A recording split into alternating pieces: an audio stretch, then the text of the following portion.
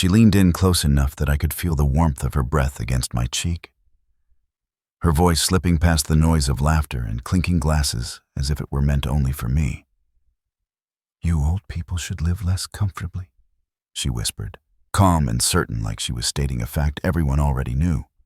Her lips curved into a polite smile before she pulled away, leaving me standing there with my hand still wrapped around a half-empty glass and my heart beating far too slowly for what she had just said. I didn't answer her. I didn't laugh it off. I didn't ask what she meant. I just stood there, frozen, watching her rejoin the conversation as if she'd commented on the weather. Around us, the room buzzed with easy chatter and practiced warmth. No one noticed what had just happened. No one ever did. She spoke like someone who believed she held all the leverage, like someone who assumed time, age, and silence had already decided the outcome. What she didn't know, what she couldn't have known, was that every comfort she enjoyed was quietly tethered to choices I had made years ago. Decisions she'd never seen, never questioned, never thanked. That night after the last guest left and the house fell quiet, I would make a decision of my own.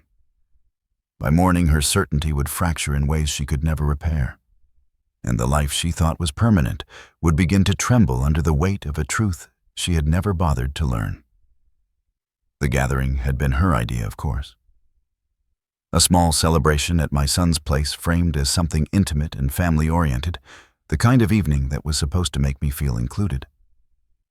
The house was warm lights turned low, but not too low. Every surface arranged just so. It was the kind of warmth that came from planning, not comfort. From intention, not affection. I stood near the edge of the living room, nodding along to conversations that didn't quite include me. I had learned how to do that over the years. Smile when appropriate. Speak only when invited. Take up as little space as possible so no one felt inconvenienced by my presence. It wasn't something anyone had ever asked of me outright. It was just the role that had quietly settled around my shoulders, like a coat I'd worn so long, I'd forgotten it wasn't part of me. I was in my early 60s, then retired for a few years living alone in a house that suddenly felt larger than it ever had before. My career had been built on long-term planning on systems that required patience and foresight. I'd spent decades thinking in years and contingencies, not impulses. When I finally stepped away from work, I thought I'd earned a slower pace, a quieter life. I hadn't anticipated how quickly quiet could turn into invisibility.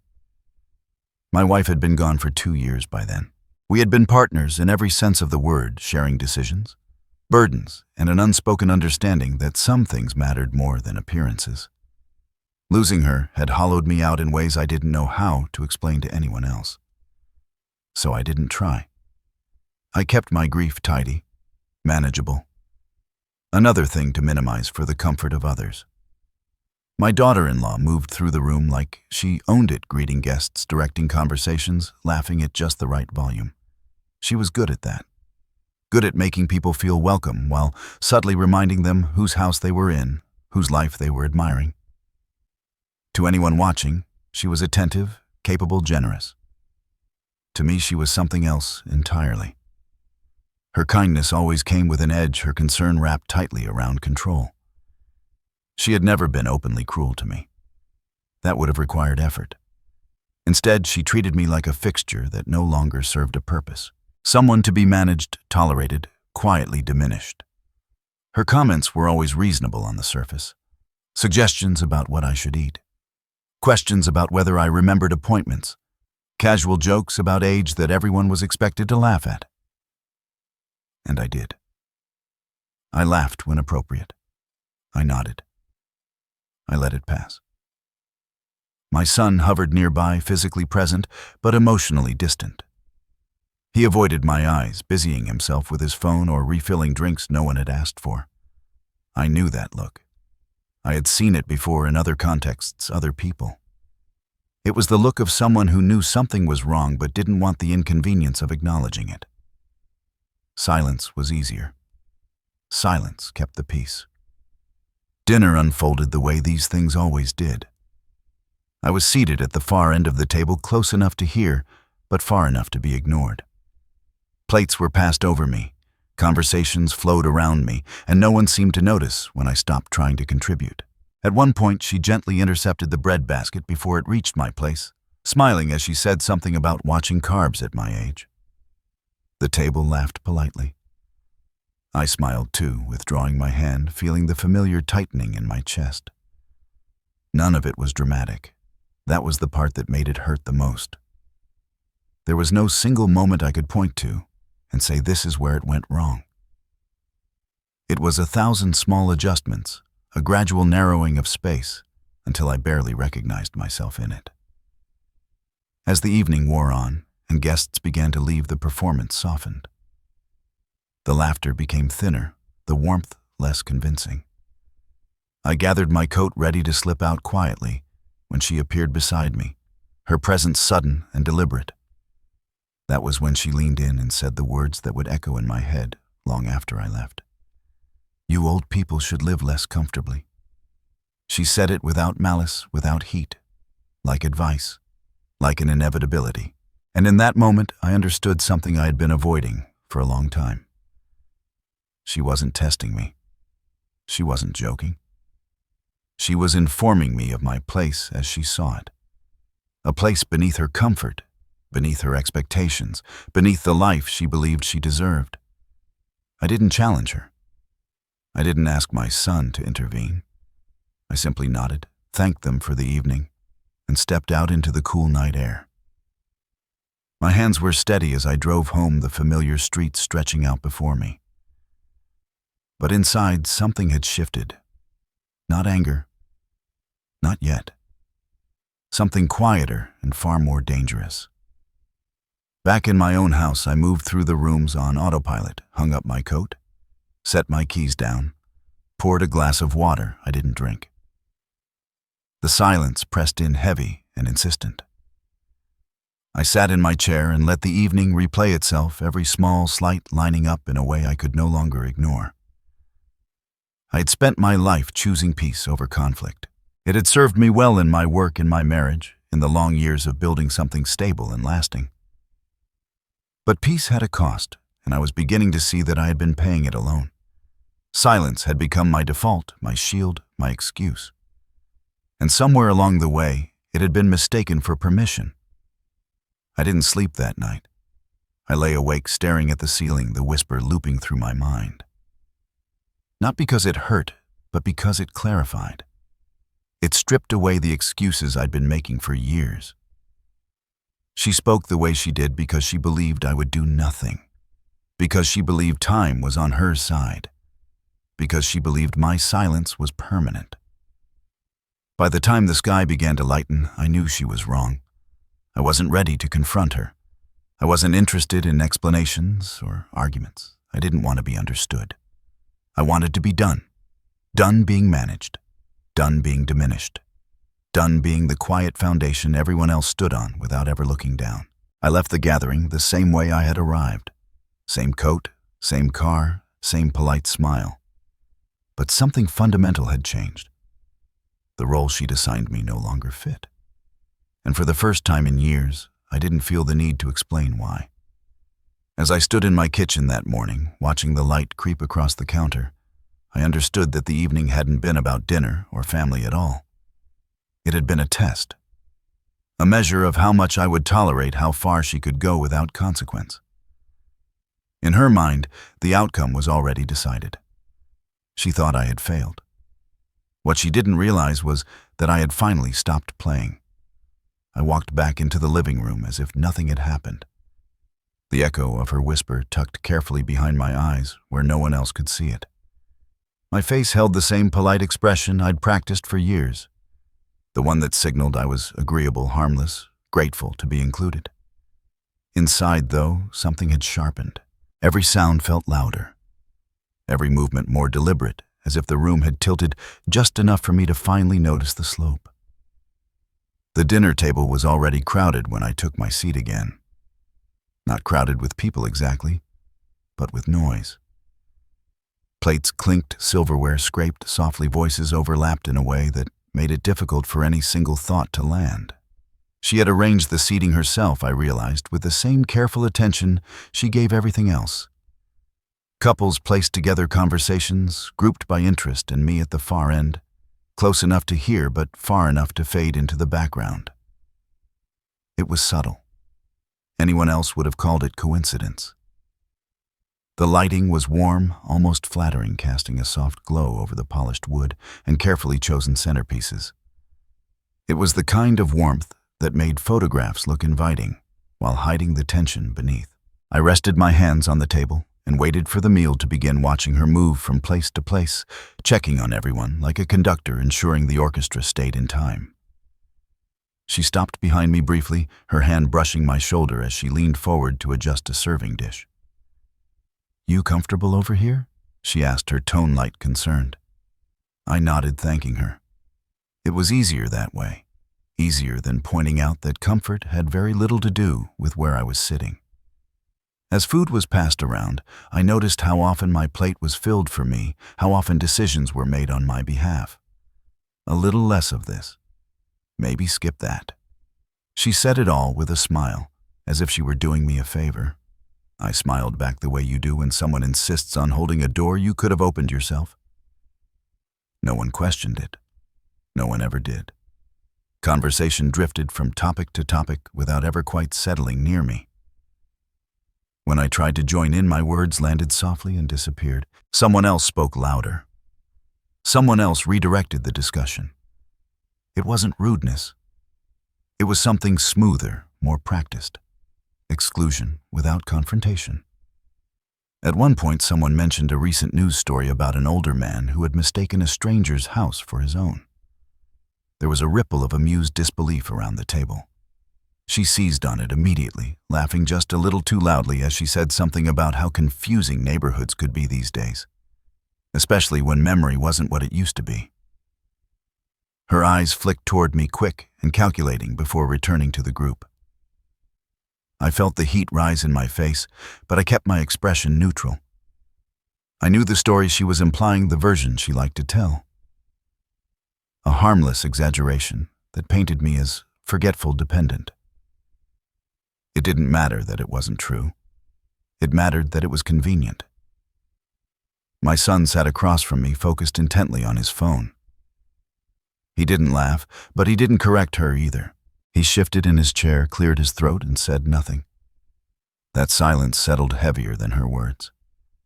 I had taught him to speak up, to stand by what mattered. Watching him retreat now felt like losing him all over again.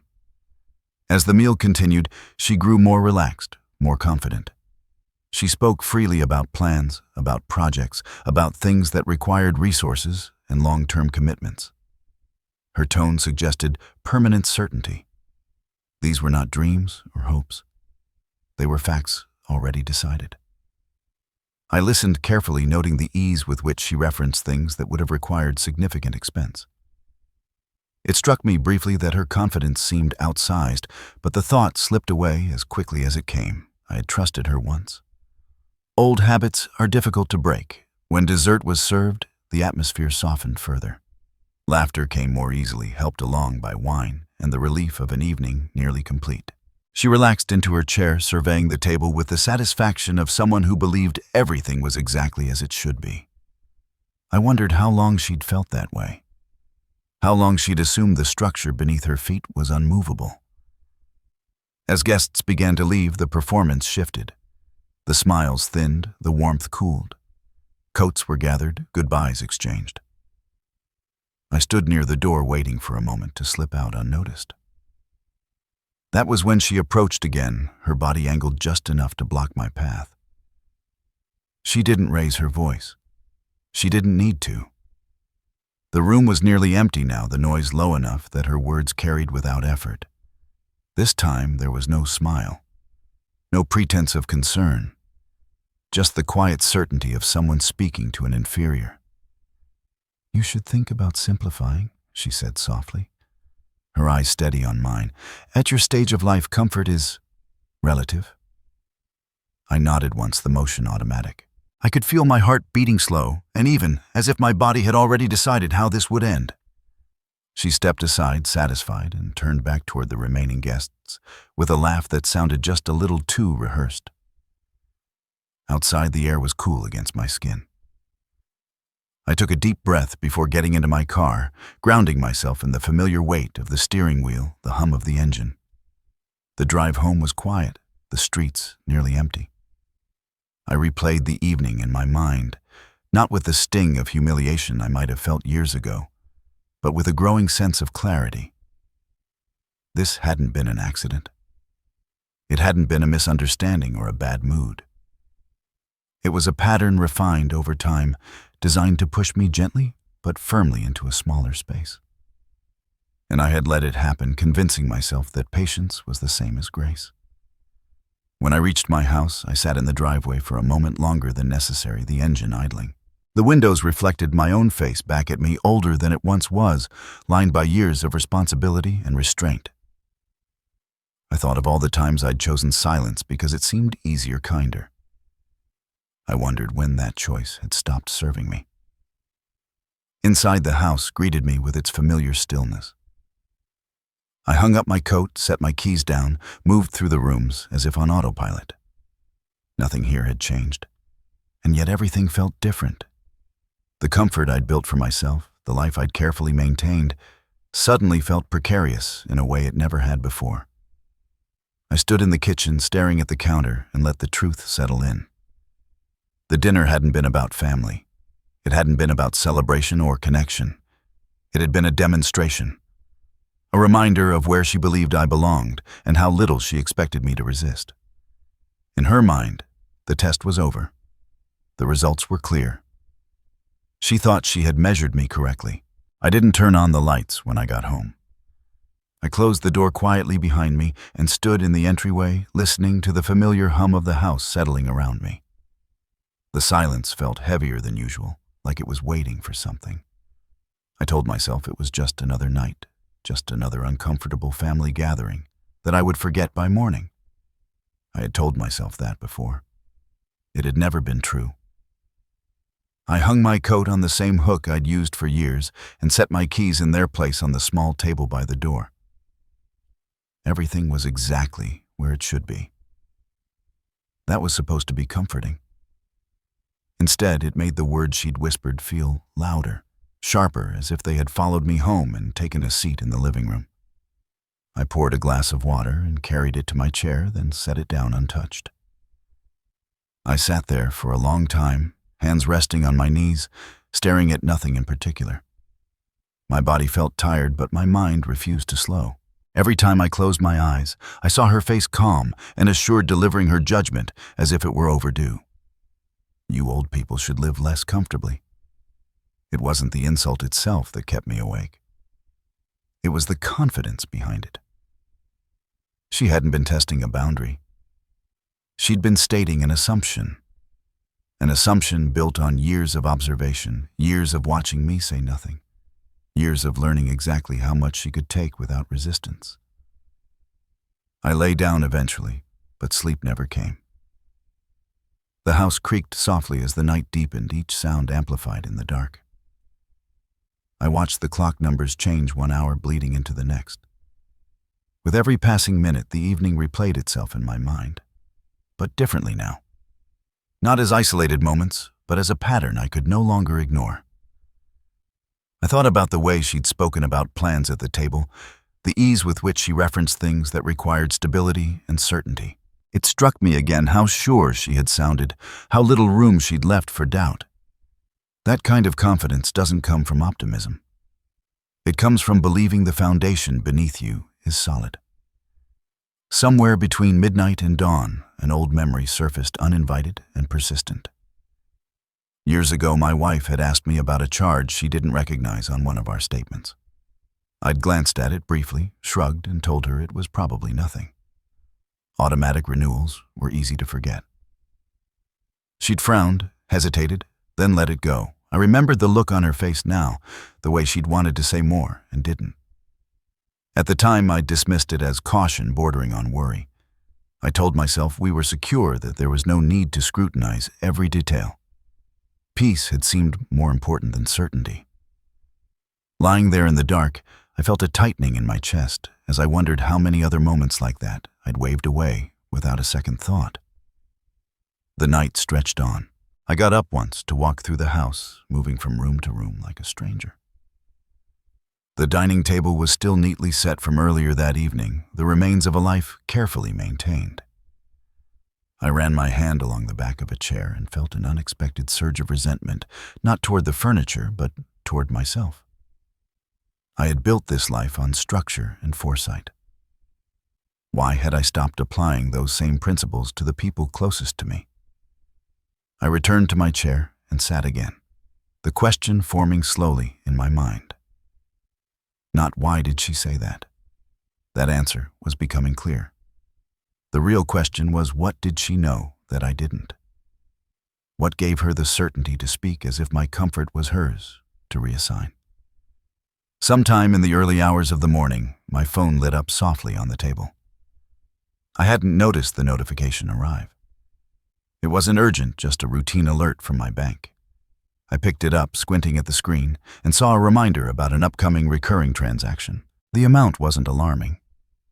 The name didn't immediately register. I told myself I'd look into it later and set the phone back down. It would have been easy to forget about it the way I'd forgotten so many things before. But the thought lingered, nagging at the edge of my awareness. It didn't fit neatly with the life I remembered building, the careful balance I'd always maintained. As dawn crept closer, the sky lightening just enough to outline the windows, I found myself thinking about patterns. In my work, patterns were everything. They told you where stress would build, where systems would fail if left unchecked. Small deviations ignored long enough could lead to collapse. I had spent my career watching for those signs, correcting them before they became disasters. Somehow I had stopped watching in my own life. I thought about my son's silence at the table, the way he'd avoided meeting my eyes. That wasn't new either. It was something I'd noticed before and chosen not to confront.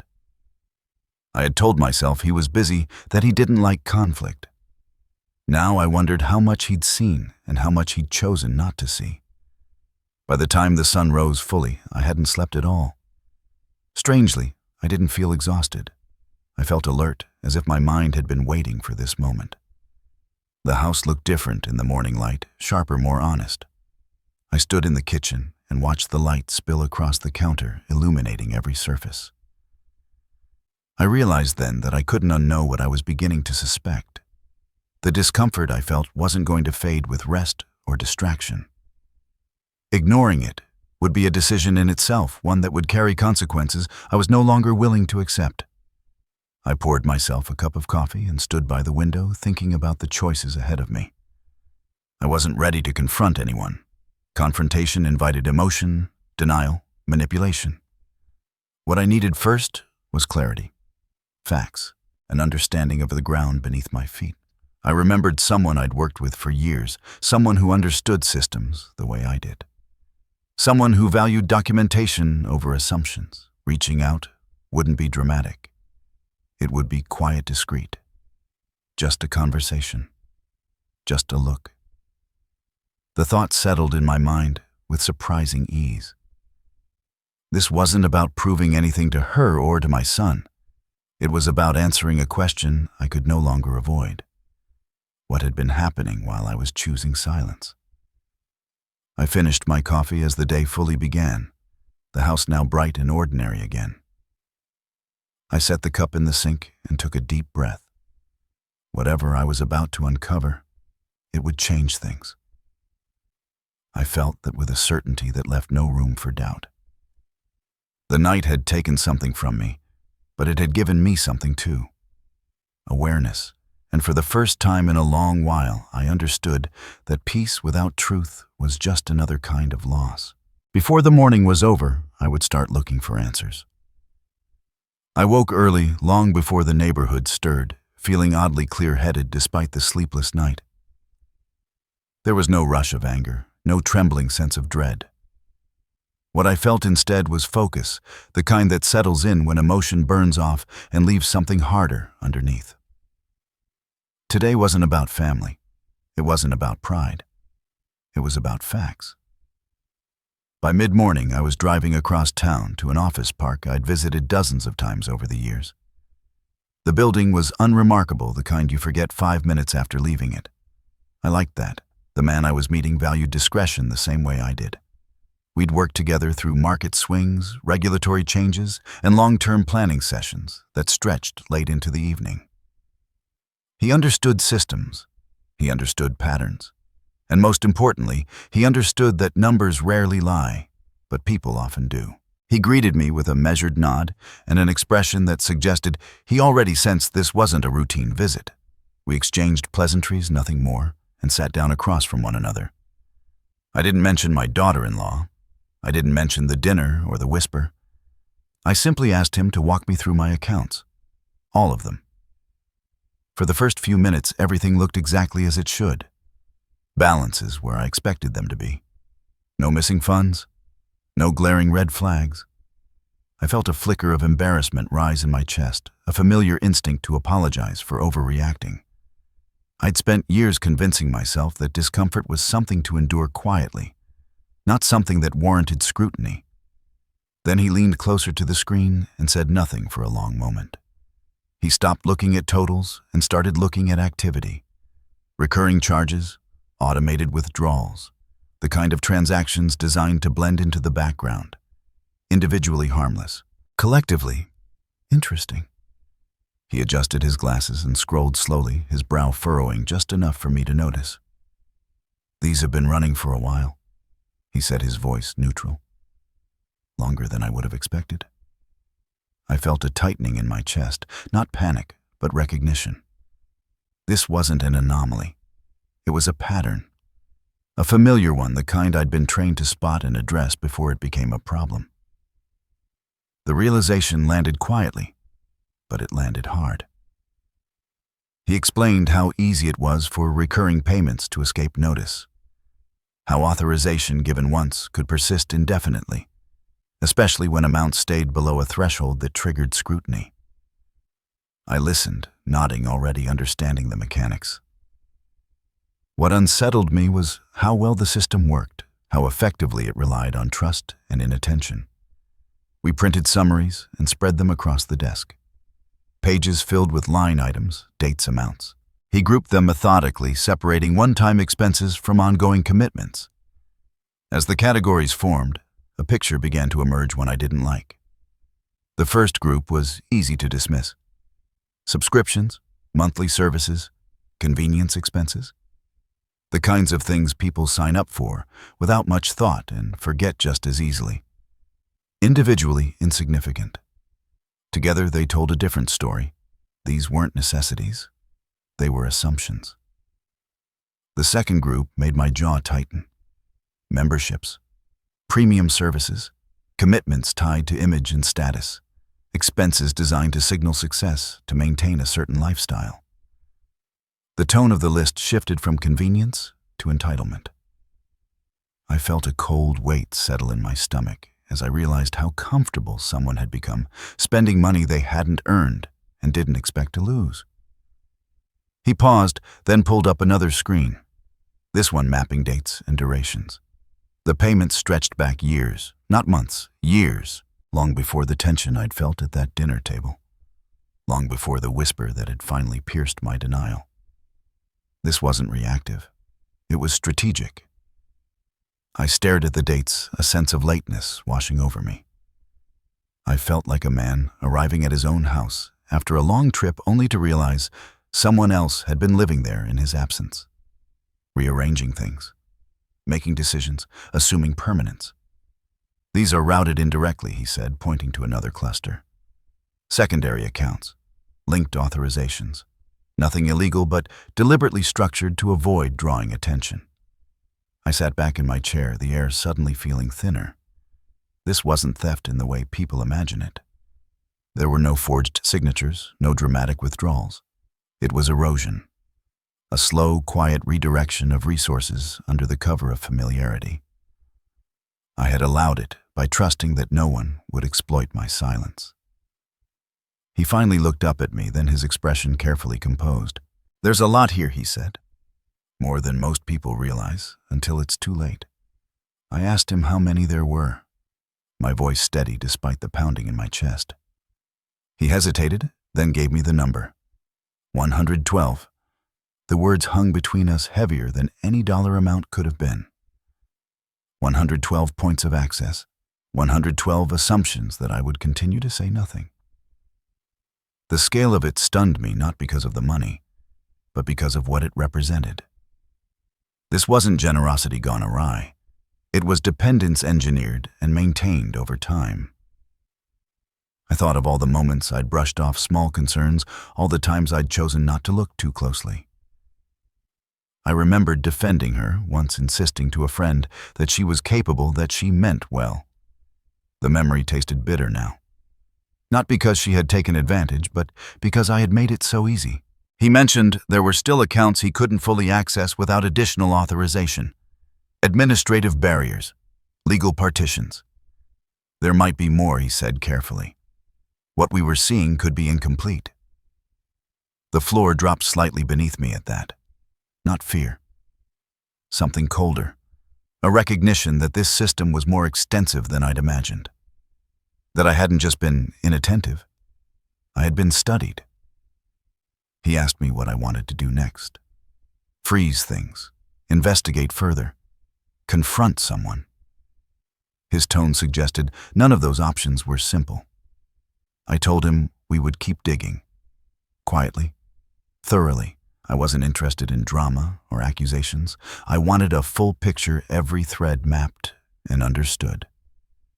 He nodded, already reaching for his notes, moving seamlessly into the next phase of work. When I left the office, the afternoon light felt too bright. I sat in my car for a moment, hands resting on the steering wheel, breathing slowly. The street looked the same as it always had. People walked by with groceries, phones pressed to their ears, lives unfolding without regard for the quiet unraveling that had just taken place inside me. I drove home with the radio off my thoughts, settling into a new configuration. This wasn't just about money anymore. It was about how long I had been watched, measured, and used without my knowledge. About the cost of silence when others are listening for it.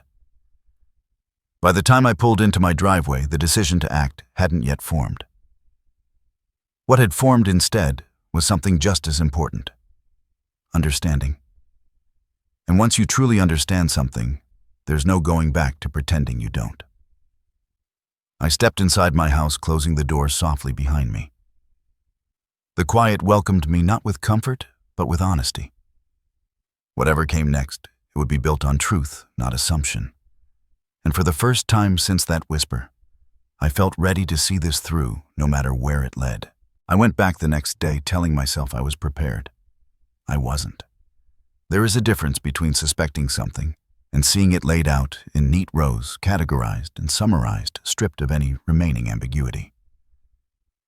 The office felt quieter this time, the air heavier, as if it understood the weight of what was about to be confirmed. The documents were already waiting when I arrived. Printed summaries stacked neatly beside a tablet propped open to detailed spreadsheets. My advisor greeted me with the same measured calm as before, but his eyes lingered on my face a moment longer. He knew. Not the details, perhaps, but the impact. This wasn't going to be easy.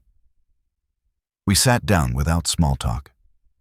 He slid the first stack of papers toward me and began explaining what I was looking at. His voice was steady, careful, as if he were handling something fragile. I appreciated that. It gave me room to absorb the information without feeling rushed. The first category was almost insulting in its simplicity.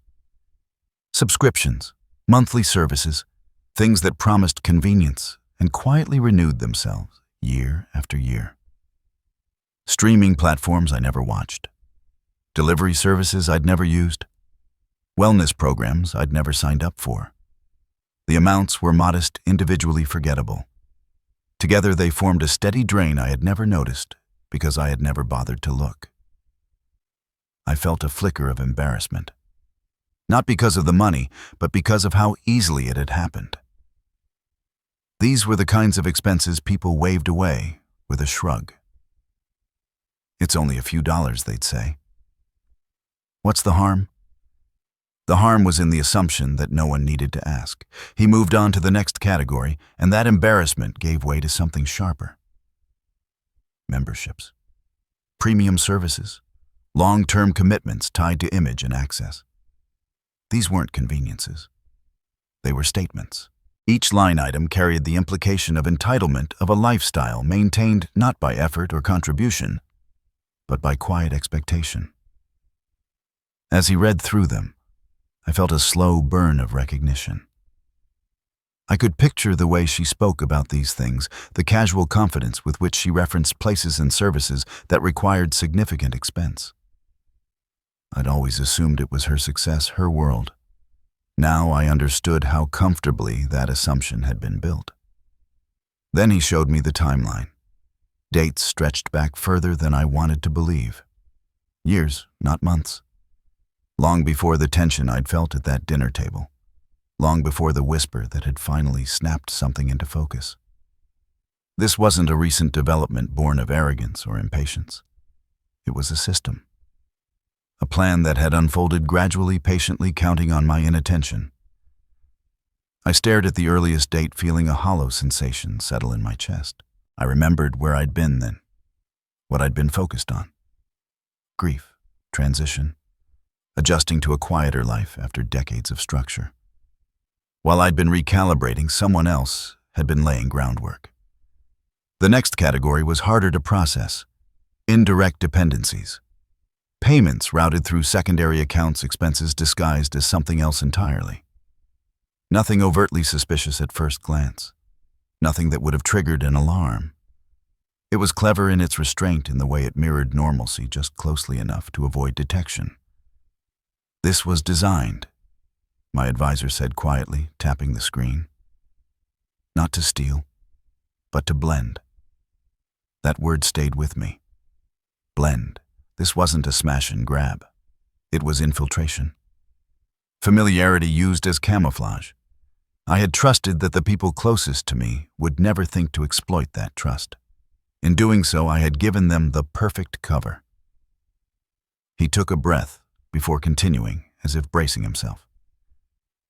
There's more, he said, and this is where it becomes difficult to dismiss.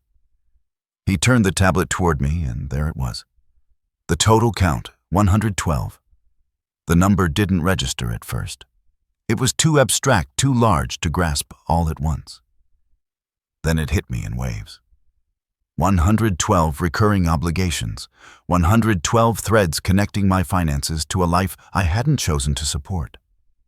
112 assumptions that I would remain silent, compliant, invisible. I didn't speak. I couldn't. Words felt inadequate in the face of that realization. This wasn't generosity that had gone unchecked. It was a structure that relied on my passivity to survive. My advisor watched me carefully, giving me space. It's not about the amount, he said finally. It's about the pattern. This is dependence, not partnership. That distinction landed with painful clarity. I hadn't been helping. I had been infrastructure, the foundation beneath a lifestyle that presented itself as self-made, while quietly draining resources I'd built over a lifetime. A memory surfaced, then unbidden. A conversation years ago when I'd defended her to a colleague who'd raised an eyebrow at her spending habits. I'd said she was ambitious-driven, that she knew what she was doing. I'd said it with pride, believing that generosity fostered gratitude. Sitting there now, that memory tasted bitter, not because I'd been wrong about her ambition, but because I'd been wrong about what it was directed toward. He pointed out a few items that were still unresolved. Accounts he couldn't fully access without additional authorization. Legal partitions that required more time and paperwork to navigate. There might be more, he said carefully. What we were seeing could be incomplete.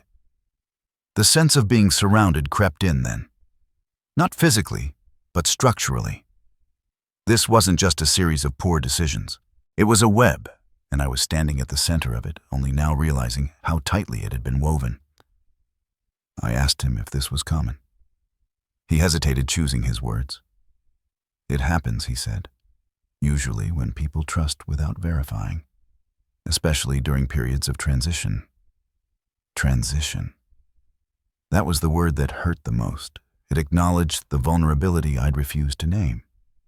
I had been adjusting to loss, to change, and someone else had been adjusting my life without my knowledge. He asked if I wanted to stop there, if I needed time to process. I shook my head. Stopping now would have meant retreating into denial, and I'd done enough of that to last a lifetime. I needed to see it all, no matter how uncomfortable it became. As we continued, something shifted inside me. The shock began to settle into something steadier. Not anger, not yet. Awareness. And with it, responsibility. I had allowed this to happen by choosing not to look. That didn't make the exploitation my fault, but it did make ending it my responsibility. When we finally finished, the papers lay scattered across the desk like evidence at a trial. I looked at them one last time, committing the reality to memory. This wasn't about punishing anyone. It was about reclaiming something that had been taken quietly, piece by piece. On the drive home, the weight of it all pressed in, but it didn't crush me. Instead, it clarified something I hadn't understood before. Ending these payments wouldn't just inconvenience her. It would dismantle an entire way of life that depended on my silence. And for the first time since that whisper, I understood the full scope of what I was capable of changing. I wasn't ready to act yet. Not quite. But I was done pretending this was a misunderstanding. Whatever came next would be deliberate, informed, and irreversible. I left the office, carrying nothing but my keys and wallet. Yet it felt as though I had something heavy pressing against my chest. The afternoon air was warm, the sky clear, people moving through their day without any idea that my sense of family had just been quietly dismantled. I walked to my car slowly, not because I was unsure of my steps, but because I needed the time. There was no anger in me yet, no panic, just a deep, unsettling clarity. Driving home, I passed streets I'd known for decades, familiar storefronts, familiar turns. The world looked unchanged, and that almost irritated me. How could everything appear so normal when the ground beneath my life had shifted so dramatically? I turned the radio off and let the silence fill the car. Silence had always been my refuge. Now it felt like a mirror. By the time I pulled into my driveway, the weight had settled into something more manageable. Not lighter, but steadier. I went inside, closed the door behind me, and leaned against it for a moment, breathing slowly. I wasn't shaking. I wasn't overwhelmed. That surprised me. I had expected to feel broken or furious or humiliated. Instead, I felt something closer to responsibility. I moved through the house, taking in the familiar spaces with new eyes. The kitchen where my wife and I used to stand shoulder to shoulder in the mornings. The living room where I'd spent countless evenings reading, thinking, planning. This life hadn't happened by accident. It had been built deliberately, patiently, with care. And yet somewhere along the way, I had stopped protecting it. I sat down at the table and folded my hands, staring at the wood grain as if it might offer answers. The choice in front of me was suddenly very clear, even if it wasn't simple. I could do nothing. Continue as I had been. Let the structure remain intact for the sake of appearances. Preserve the illusion of family harmony, even if it meant surrendering the last pieces of my autonomy. Or I could act, and acting would change everything. I thought about what doing nothing would actually mean. It wouldn't restore peace. It would only delay the inevitable. The system I'd seen laid out so carefully wasn't static. It was designed to grow. More assumptions, more entitlements, more quiet adjustments until there was nothing left to reclaim. The future stretched out before me in that scenario, and it felt smaller with every passing year. I imagined myself 5 years down the line, older, more tired, more dependent on the very people who had already decided my comfort was negotiable. I imagined being asked politely at first to give up small freedoms, then larger ones. I imagined nodding along, telling myself it was reasonable, telling myself it was just how things were done now.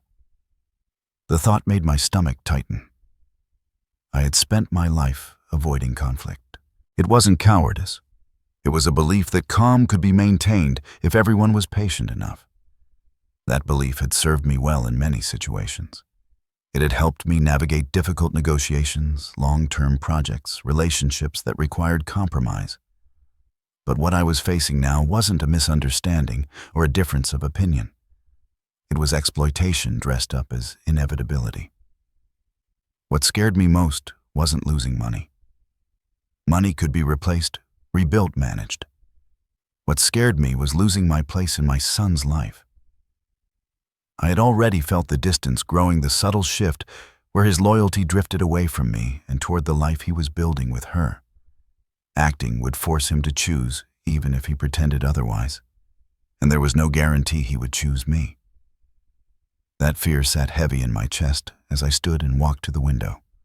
Outside, a neighbor was mowing their lawn, the steady hum of the machine cutting through the quiet.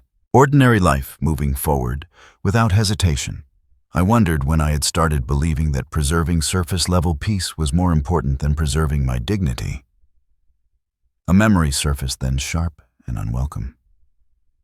Years ago, long before any of this, I had been in a professional situation where I'd sensed something wasn't right, a partner cutting corners. Small irregularities that could have been addressed early. I had chosen not to press the issue, convincing myself it wasn't worth the conflict. By the time the truth came out, the damage had been far worse, and my silence had cost more than speaking up ever would have. Standing there now, I felt the same sensation in my gut. The same warning I'd ignored back then. Delay doesn't make problems disappear. It makes them grow roots. I asked myself a question I could no longer avoid. If I did nothing, who benefited? The answer was immediate and uncomfortable. Not me. Not my future. Certainly not my self-respect. The only people who benefited from my silence were the ones who depended on it. I returned to the table and sat down again. The decision taking shape slowly, solidly. Kindness without boundaries isn't kindness at all. It's surrender. I had mistaken endurance for virtue, patience for strength. In doing so, I had taught them exactly how far they could go. Ending the payments wouldn't be cruelty. It would be correction. A restoration of balance that should never have been lost. Continuing them, knowing what I now knew, would be the real betrayal. Of myself. Of the life I'd built. Of the values I believed I stood for. I didn't plan a confrontation. I didn't rehearse speeches or imagine arguments. Explanation would only invite manipulation, and I had no interest in playing that game. I understood her well enough now to know that words would be twisted intentions, questioned, motives reframed. Silence this time would be my advantage. The question wasn't whether I would act, it was when. I looked around the room as the afternoon light shifted, shadows lengthening across the floor. Night felt right, quiet, unobserved. The kind of time when systems responded without emotion, when decisions could be executed cleanly without interruption. This wouldn't be a reaction. It would be a correction long overdue. As the hours passed, the weight inside me transformed again. What had begun as shock had settled into resolve. I felt heavy, yes, but grounded. Once I took this step, there would be no undoing it. Relationships would fracture. Accusations would fly. I would be painted as unreasonable, ungrateful, unstable. I accepted that. Control often feels like cruelty to those who have grown accustomed to taking without asking. When night finally came, I didn't rush. I moved through my usual routine, eating lightly, washing dishes, preparing as if this were any other evening. The normalcy of it all felt almost surreal. Somewhere else, she was living comfortably confident in the permanence of her assumptions. I stood in the darkened living room for a long moment, breathing deeply. By reclaiming control over my finances, I knew I would be reclaiming control over something far more important. My life, my future, my right to decide what I gave and what I kept. Tomorrow, the illusion she lived in would begin to collapse. And once it did, there would be no way to pretend this was a misunderstanding.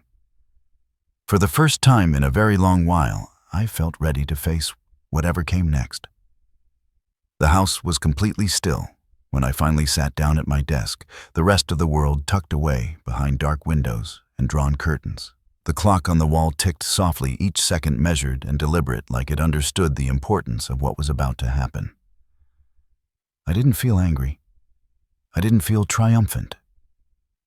What I felt was focus, sharp and unsettling in its calm.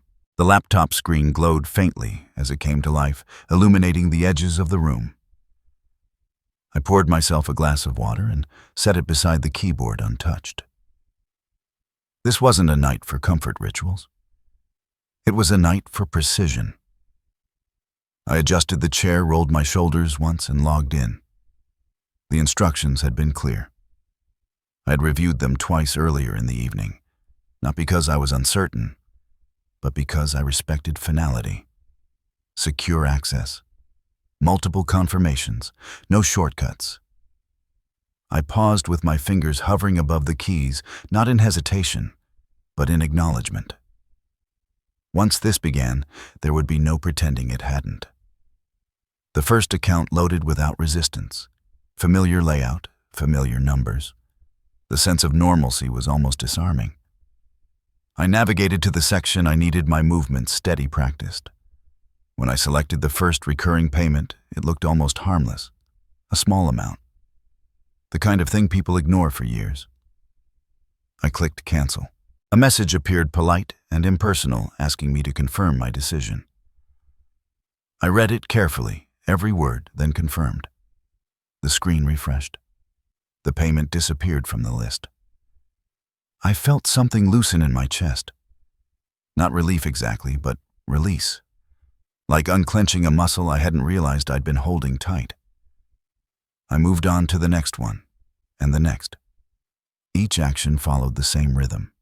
Select, review, confirm, silence. The system responded instantly without judgment or emotion. It didn't ask why. It didn't argue. It simply obeyed. I had spent years believing control was complicated, that reclaiming it would require confrontation and chaos. In reality, it was only a matter of deciding to act. As the cancellations accumulated, I began grouping them mentally. Convenience services first, then subscriptions tied to lifestyle, then the ones that carried a little more weight, the ones she would notice sooner rather than later. I worked methodically, taking breaks, only to sip water or rest my eyes. There was no rush. This wasn't about speed. It was about completeness. Every few minutes a warning would appear. Are you sure this action cannot be undone? The phrasing was always the same, as if the system assumed people like me needed to be protected from ourselves. I read each warning and proceeded anyway. These prompts weren't meant for people who had built lives on other people's assumptions. They were meant for people who had finally stopped ignoring them. Halfway through, I paused. My hands rested on the desk, palms flat, as I stared at the growing list of terminated payments. The number climbing steadily upward felt surreal. Each line represented trust, an agreement made once and forgotten. Each cancellation reclaimed a small piece of dignity I hadn't realized I'd surrendered. I thought briefly of my wife, of the way she used to double-check details. Not because she distrusted anyone, but because she believed clarity was a form of respect. I wondered what she would say if she were sitting beside me now. I suspected she would simply nod the way she did when something finally made sense. The progress indicator crept higher. 50, 60, 70. The scale of it began to register in a new way. This wasn't symbolic. This was structural. A framework that had supported a life was being dismantled piece by piece, quietly, efficiently. When I reached the more significant commitments, the ones tied to long-term contracts and visible luxuries, I slowed down. Not out of doubt, but out of awareness. These were the ones that would cause immediate disruption, the ones that would be noticed first. I read through the details one last time, then canceled them as well. Confirmation emails began to queue in the background, scheduled notifications ready to be sent out at the appropriate time. I imagined her waking up to them one after another, confusion turning quickly to panic. The thought didn't bring satisfaction. It brought a sense of inevitability. This was always going to happen. It had simply been delayed. The final group was smaller, but heavier. Payments that connected indirectly to her identity, her sense of permanence. I canceled them, one by one, watching the list grow shorter until there was nothing left to address. 112.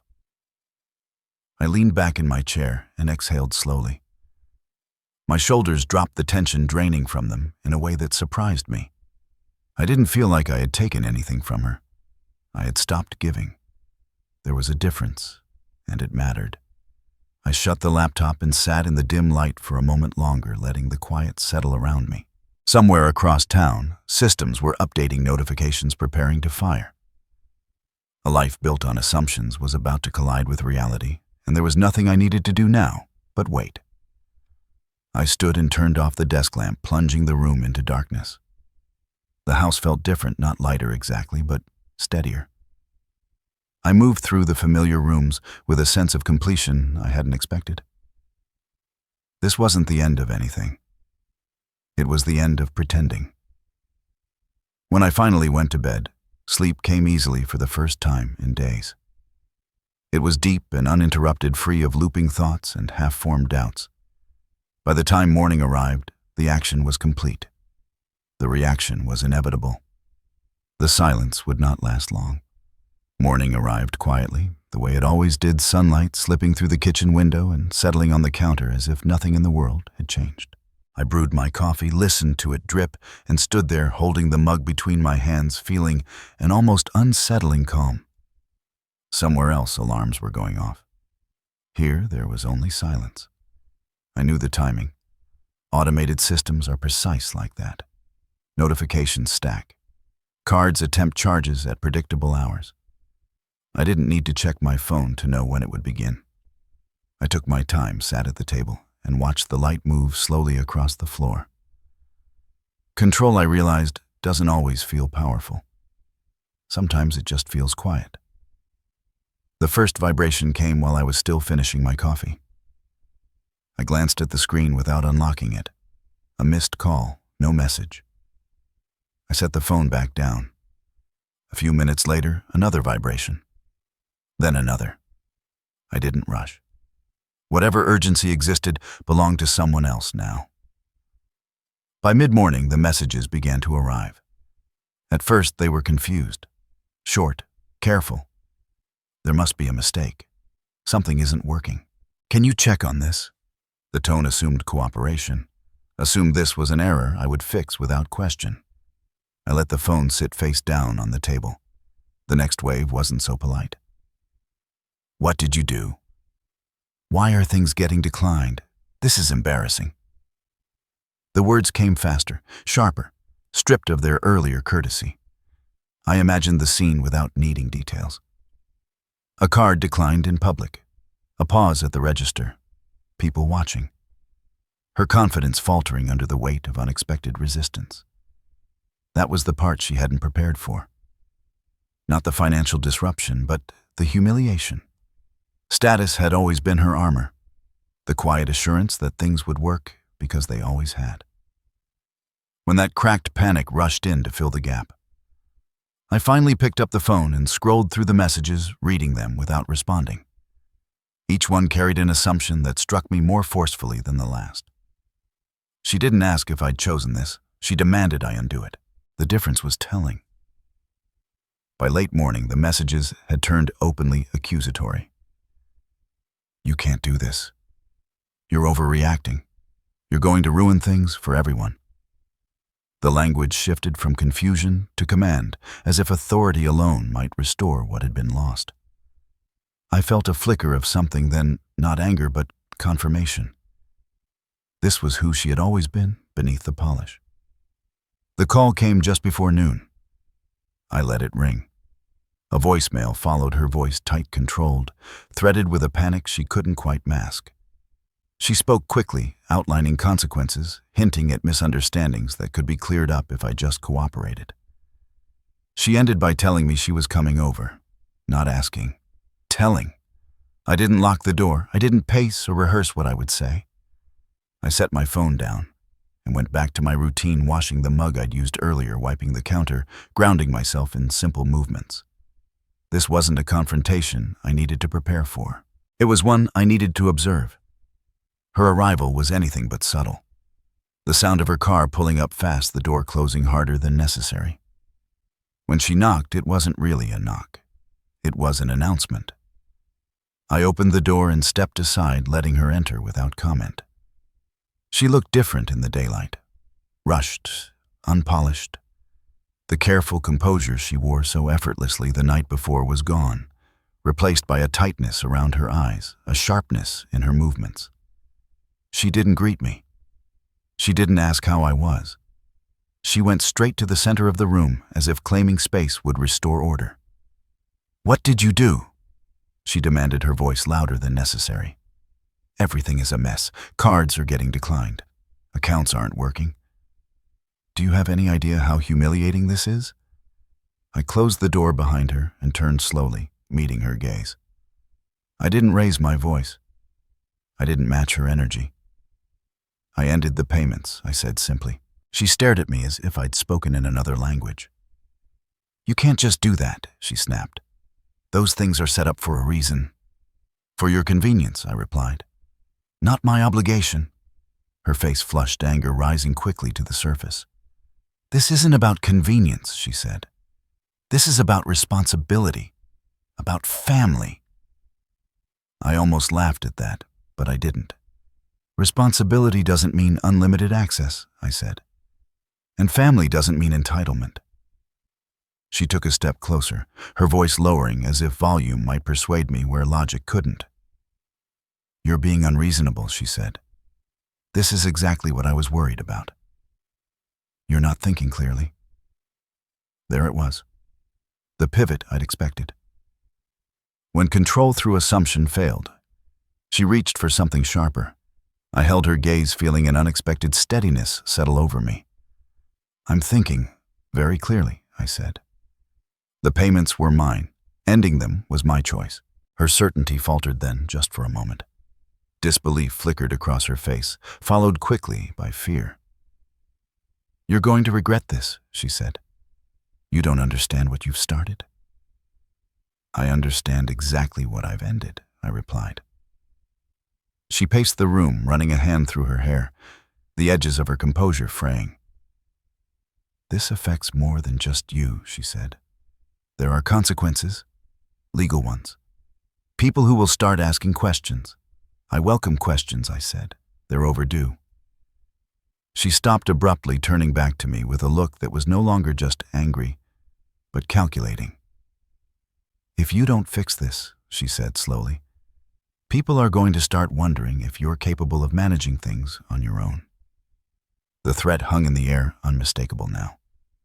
Not money, not embarrassment, something deeper. Credibility, autonomy.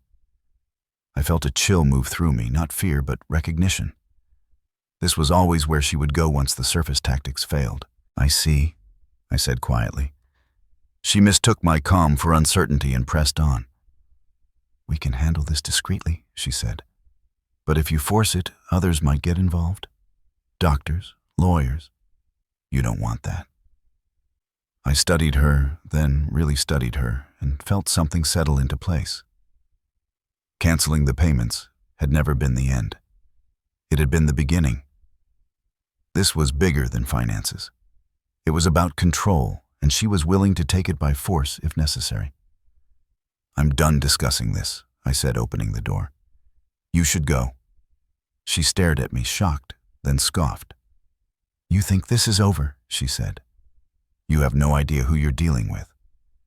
I held the door open, my expression unchanged. "I know exactly who I'm dealing with," I said. "That's why you're leaving."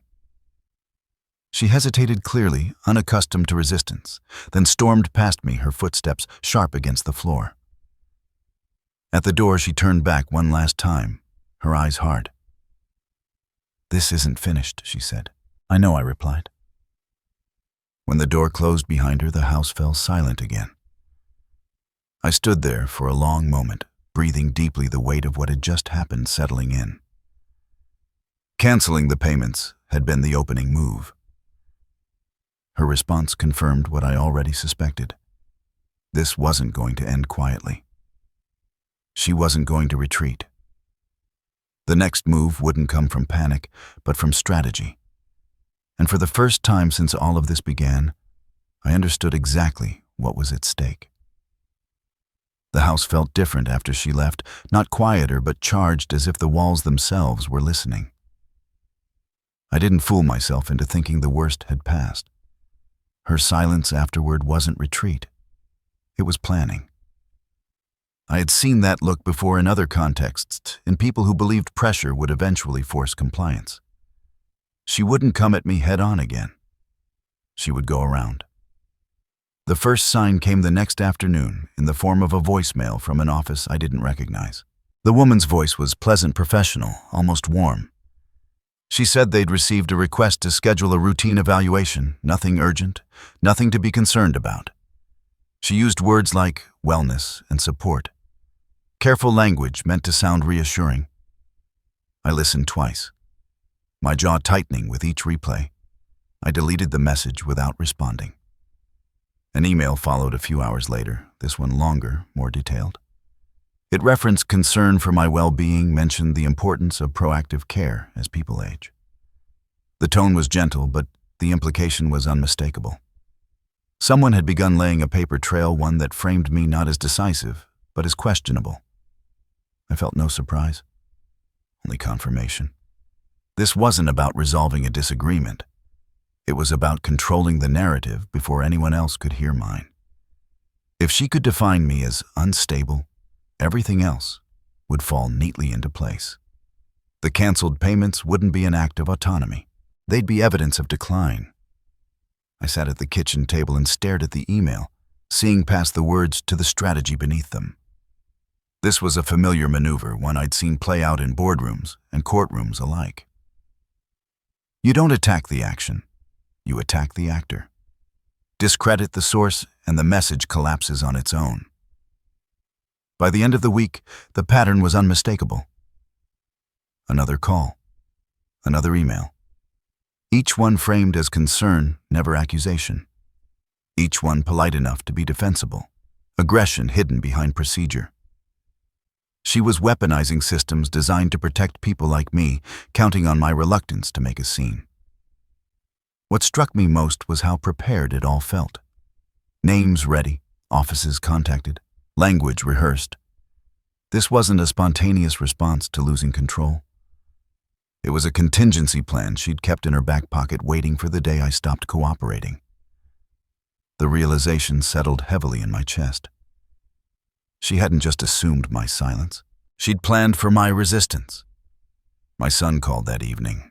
His voice was tentative, careful, like he was walking across thin ice. He asked how I was doing, how things were going. The concern sounded practiced. I answered politely, waiting for what he wouldn't say outright. He cleared his throat. "She's worried about you," he said finally. "About how all this looks." Looks. The word landed like a quiet accusation. "She's worried people might misunderstand," he continued. "Maybe it would help if you went along with some of this, just to show everyone you're okay." I closed my eyes and took a slow breath. It hurt more than I expected, hearing him frame my compliance as a favor to others, as maturity, as responsibility. He wasn't defending her actions exactly. He was asking me to make them easier. "You want me to cooperate so things stay calm," I said. "I just don't want this to get worse," he replied. I understood then that this was his coping mechanism, avoidance disguised as peacekeeping. He wanted the discomfort to end, and the fastest way he knew how was for me to yield. He wasn't choosing her over me. He was choosing quiet over truth. "I won't do that," I said gently. There was a pause on the line. "You're making this harder than it needs to be," he said. "No," I replied. "I'm making it honest." The call ended shortly after, unresolved. I set the phone down and sat there for a long time, the ache in my chest deepening into something colder. Her tactics hurt, but his indifference cut deeper. It confirmed what I had been avoiding.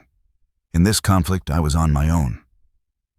The next message arrived 2 days later, this one more direct.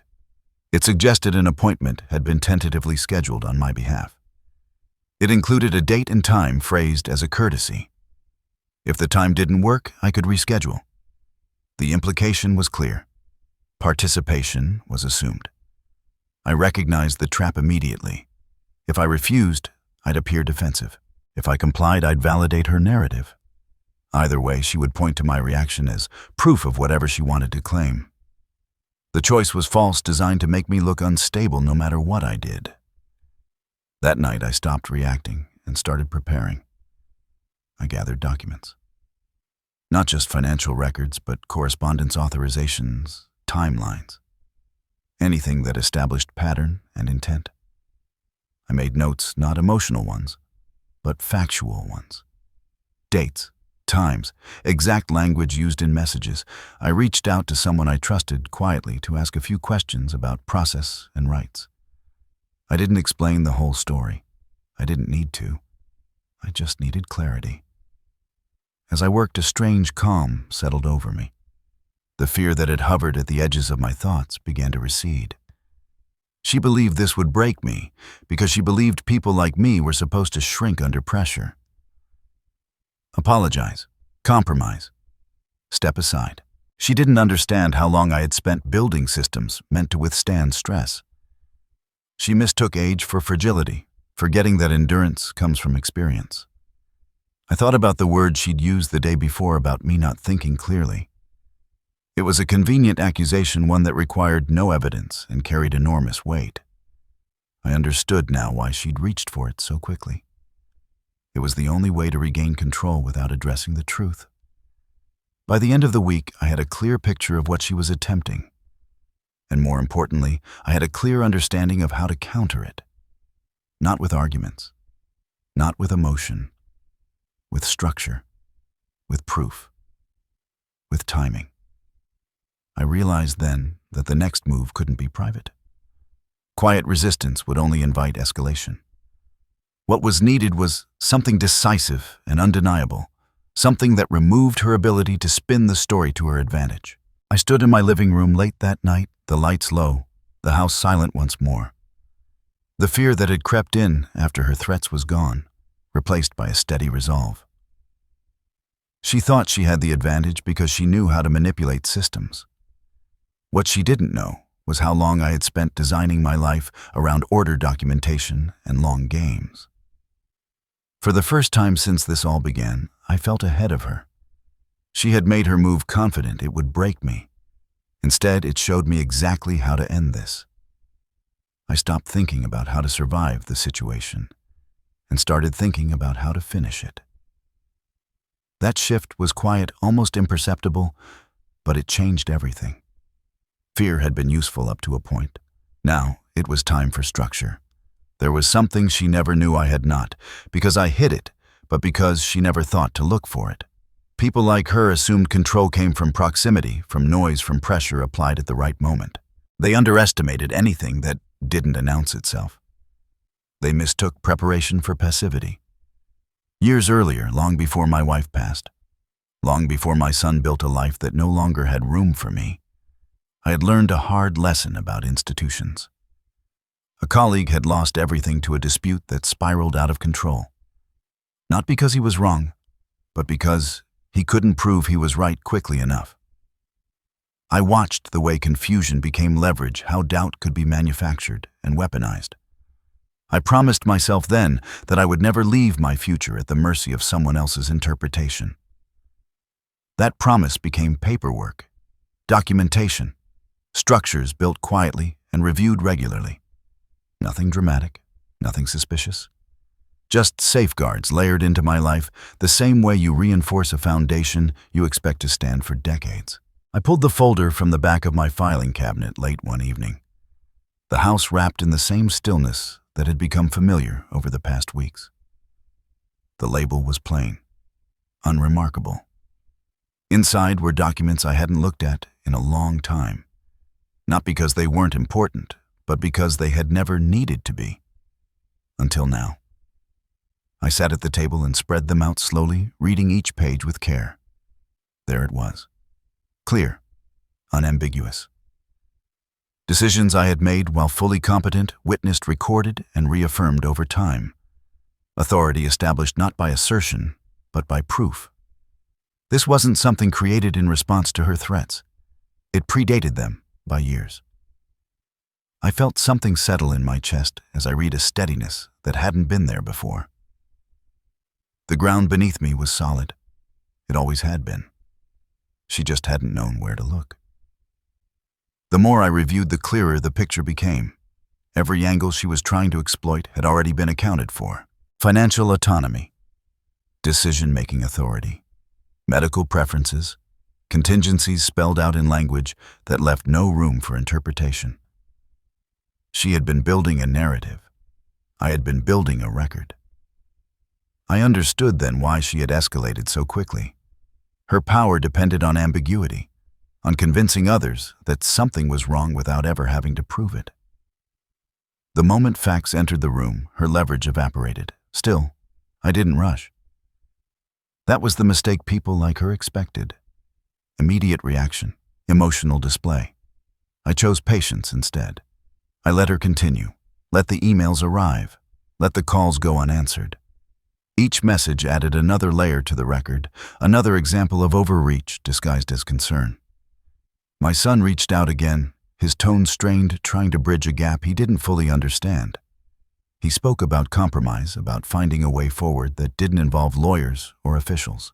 I listened, then told him calmly that this wasn't about disagreement. It was about boundaries that had already been crossed. He didn't argue. He didn't apologize either. He went quiet, and I knew that silence would be its own reckoning for him someday. As the days passed, I began to plan not just what I would reveal, but where. Truth needs the right setting to land. Say it in the wrong room and it becomes noise. Say it in the right one and it becomes final. I chose a place where procedure mattered more than personality, where documentation spoke louder than accusation, where witnesses understood the difference between concern and control. I didn't announce my intentions. I didn't warn her. I let her believe she was still directing the pace. The night before, I slept deeply, the kind of rest that comes from certainty.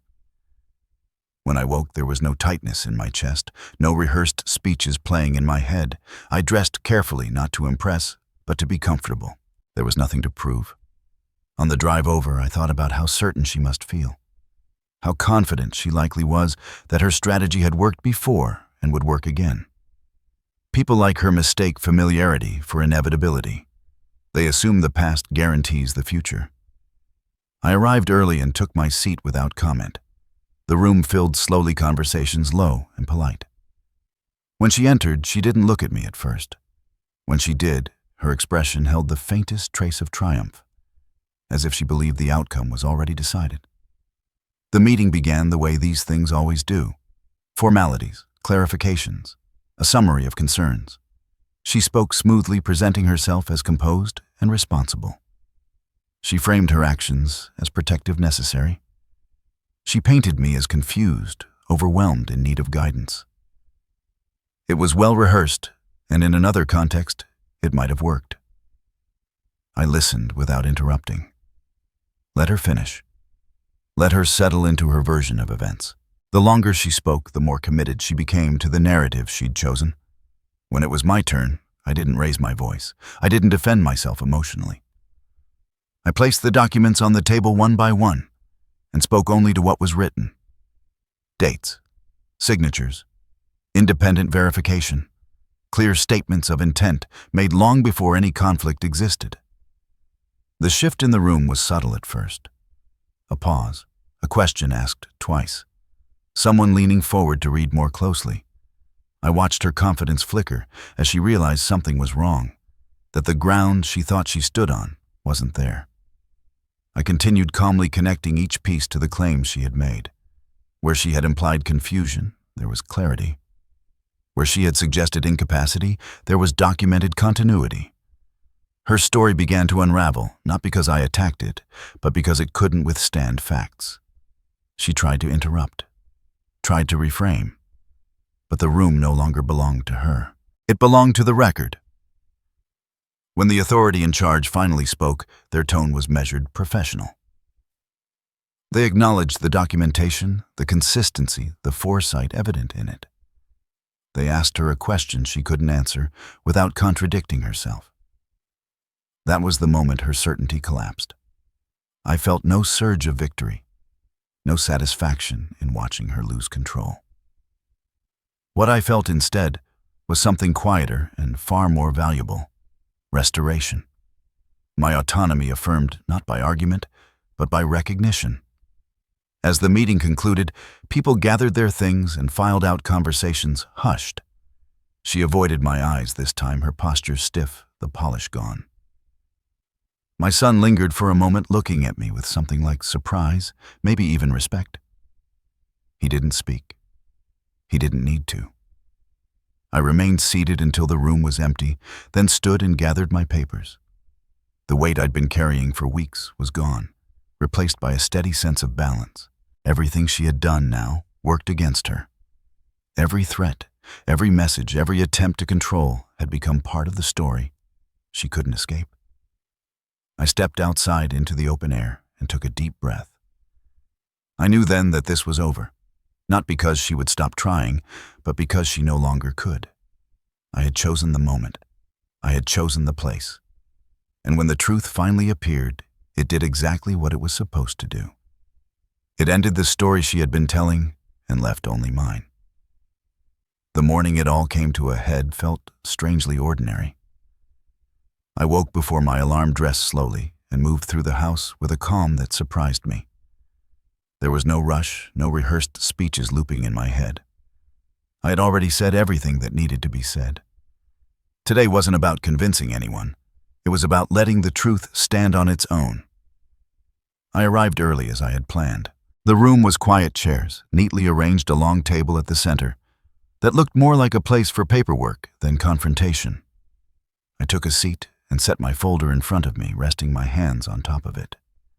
The weight of the documents felt reassuring, not because they were heavy, but because they were final. She entered 10 minutes later, composed and confident, her expression carefully neutral. If she felt any unease, she hid it well. She took her seat across from me without acknowledgement, as if ignoring me might restore the balance she'd lost. My son followed shortly after, his eyes flicking between us before settling somewhere on the floor. He looked tired. So did I, but in a different way. The meeting began with formalities. Names, roles, a brief explanation of why we were there. The tone was polite, procedural. It gave her room to step forward, and she took it immediately. She spoke smoothly, outlining her concerns with practiced concern. She talked about confusion, about abrupt decisions, about her desire to protect the family from instability. She used words like care and responsibility, wrapping each accusation in language designed to sound reasonable. As she spoke, I watched the room rather than her. I noticed how the others listened, pens beside expressions, attentive but neutral. They were trained for this. They weren't impressed by volume or confidence. They were listening for consistency. She finished with a small sigh, the kind meant to signal emotional restraint. "I just want what's best for everyone," she concluded, folding her hands neatly in front of her.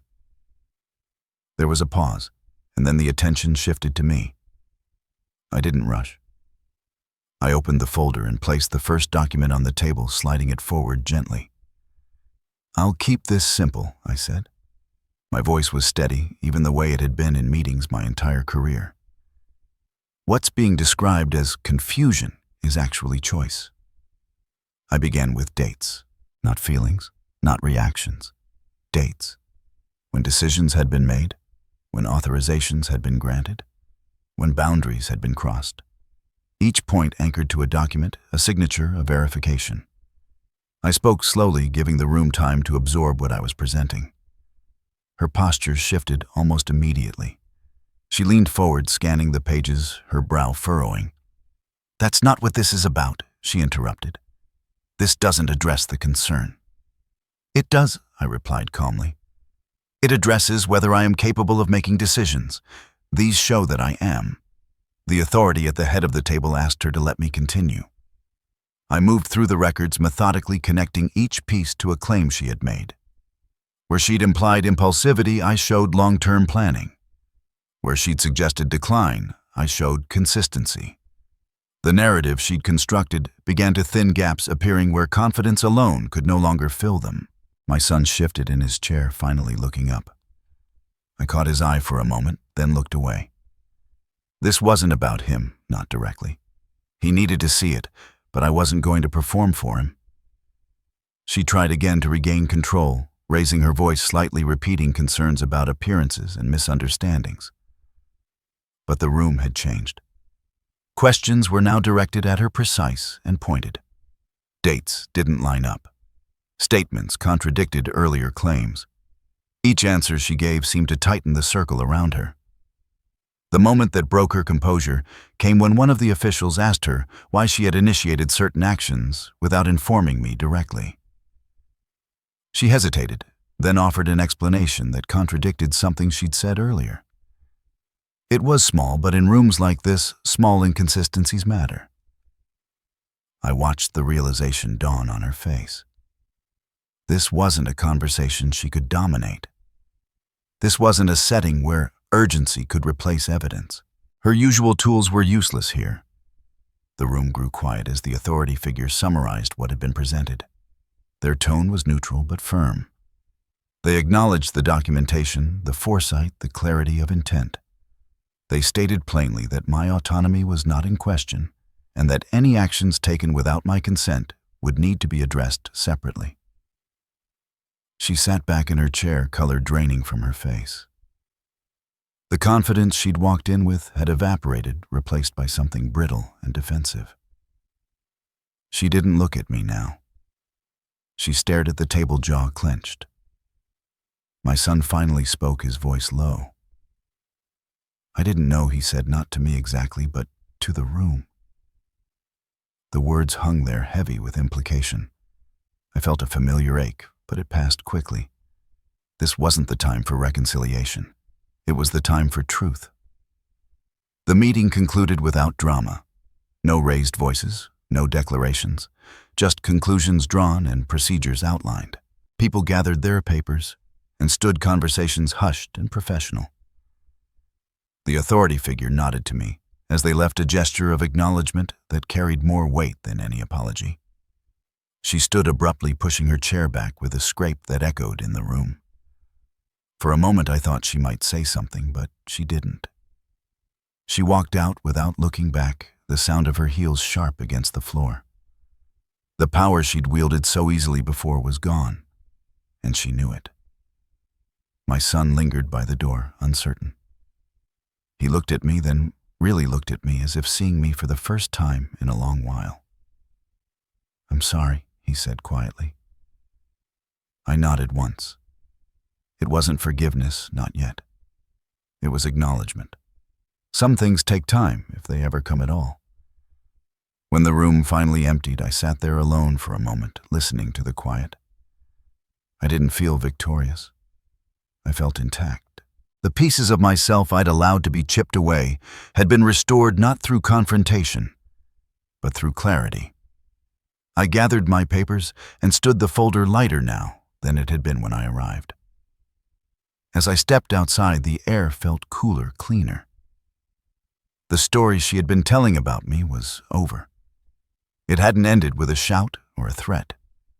It had ended with facts laid out calmly, irrevocably. I knew then that whatever happened next, whatever distance or fallout remained, would be faced on my terms. The truth was no longer hidden, and neither was my strength. For the first time in a long while, I felt free to decide what came next. I didn't feel triumphant when it was over. I felt quiet. The kind of quiet that settles in after a long noise you didn't realize you've been living with finally stops. I drove home without turning on the radio, letting the road unwind in front of me, each familiar turn carrying a little less weight than it had before. When I stepped inside my house, nothing had changed. The same furniture, the same light slanting through the windows, the same faint creak in the hallway floorboard I'd meant to fix for years. And yet the space felt different, not because it looked new, but because fear was no longer hiding in the corners. I set my keys down and stood there for a moment, breathing, realizing how long it had been since I'd felt this steady. That evening I cooked for myself. Nothing elaborate, just something warm and simple. I ate at the table instead of in front of the television, noticing how quiet the house really was when it wasn't filled with second-guessing. I didn't replay the meeting in my head. I didn't rehearse arguments that no longer mattered. The truth had been said. It didn't need defending. The days that followed were uneventful in the best possible way. No more urgent messages, no more thinly veiled concern disguised as control. The systems she had relied on no longer responded to her. And without them, she had nothing left to leverage. That absence spoke louder than any confrontation ever could have. My son called once, a few days later. His voice was softer than before, stripped of the edge that came from avoidance. We talked about practical things, schedules, neutral ground. He didn't bring her up, and neither did I. Some distances don't need to be announced. They establish themselves quietly the same way boundaries should have all along. I didn't chase reconciliation. I didn't demand apologies. I wasn't interested in restoring the version of family that had required my silence to function. What mattered now was what I allowed back into my life and under what terms. I noticed changes in myself almost immediately. Small ones at first. I stopped explaining my decisions to people who hadn't earned that explanation. I said no without softening it, without adding apologies to make others more comfortable. Each time I did, I felt a little more like the man I used to be before I'd learned to shrink. One afternoon, I went through my finances again. Not with suspicion this time, but with intention. Everything was clean, transparent, mine. I adjusted a few things, simplified others, not because anyone told me to live less comfortably, but because comfort meant something different to me now. Comfort wasn't excess. It was autonomy. I thought about what winning really meant. From the outside, it might look like I'd won something back, money, control, authority. But that wasn't it. I hadn't taken anything from anyone. I had stopped giving where giving had become expectation. I hadn't won a battle. I had ended a war I should never have been fighting in the first place. The truth is, getting older doesn't make you weaker. It makes you more aware of what you're no longer willing to tolerate. And being underestimated isn't an insult if you know who you are. Sometimes it's an advantage. People reveal themselves when they think you can't see them clearly anymore. I don't hate my daughter-in-law. Hate requires energy I'd rather spend elsewhere. What I feel instead is distance, clean and deliberate. The kind that protects rather than punishes. She made her choices. I made mine. The difference is that I can live with mine. There's a lesson here, one I wish I'd learned sooner. Kindness without boundaries isn't kindness. It's surrender. And silence, when it's expected, becomes a tool others will use against you. The moment you stop being silent, the entire balance shifts. I'm older now, yes. But I'm not finished. And I'm certainly not invisible. I get to decide how I live, what I give, and what I keep. That isn't something anyone else gets to negotiate for me. If you're listening to this and something in it feels familiar, I want you to know this isn't just my story. Maybe you've been the quiet one in your family, the reliable one, the one who keeps the peace at your own expense. Maybe someone has mistaken your patience for permission. If that's you, I'd like to hear your thoughts. Have you ever been forced to choose between peace and self-respect? Between keeping things comfortable for others and being honest with yourself? Share your experience in the comments. You might be surprised how many people understand exactly what you're feeling. And if stories like this resonate with you, if you believe in quiet strength, in dignity reclaimed without shouting, then I invite you to stay with this channel. Subscribe not because you have to, but because you want to hear more real stories about justice, boundaries, and the power of finally choosing yourself. Thank you for listening. And remember, the most dangerous thing you can do to someone who depends on your silence is to stop being silent.